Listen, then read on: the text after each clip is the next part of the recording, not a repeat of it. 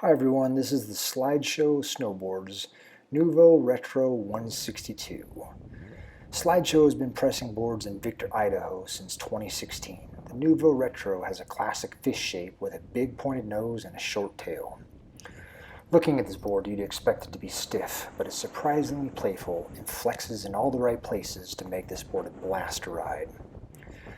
Most boards take some time to get comfortable riding. It took about 2 turns and I was closely acquainted with the Nuevo Retro. For a big directional board, it was really easy to ride. You might think it's for powder only, but the more I rode this board, the more I was amazed at how it handles everything. There was not a condition I didn't like it in.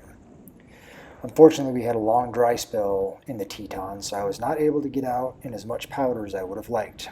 I did get out in some though, and as you'd expect, it floats really well and cuts through chop. Carving at high speed is fun on this board. It'll hold laid out cars and snap out of turns. Another thing that really stood out to me is that it does not ride like a 162.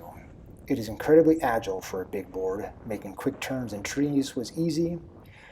Riding the Nuevo switch was challenging with the short tail and big nose, but again, the board is just easy to ride. Here's Ron Murray explaining the design. Hey, this is Ron Murray with Slideshow Snowboards. I'm going to talk about a model we make called the Neuvo Retro. It comes in 3 sizes, a 150, a 157, and this one, the 162.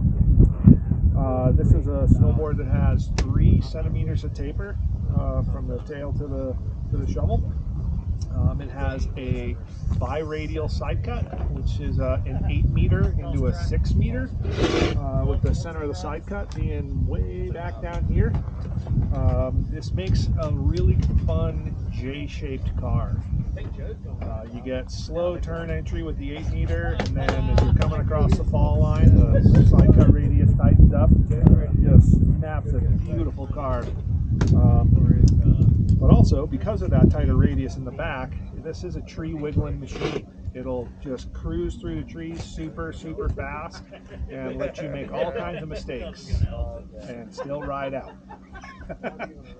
Makes up for pilot error is what I'm saying. Another design intent on this one has to do with the way we've profiled the core.